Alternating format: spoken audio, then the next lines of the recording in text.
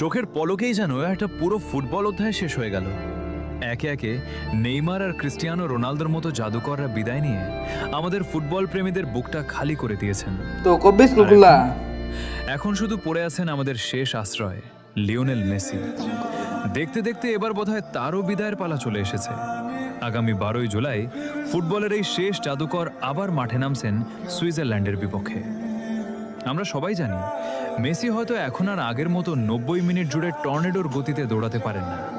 বয়স আর ইনজুরি তাকে অনেকটাই ধীর করে দিয়েছে, কিন্তু তার পায়ে যে এখনো সেই চিরচেনা জাদু রয়ে গেছে।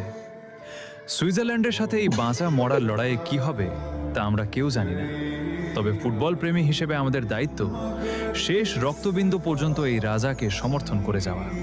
কারণ এই সূর্যটা একবার ডুবে গেলে ফুটবলের এই নিখাদ আনন্দ আর কোনোদিনও ফিরে আসবে না। বিদায়ের আগে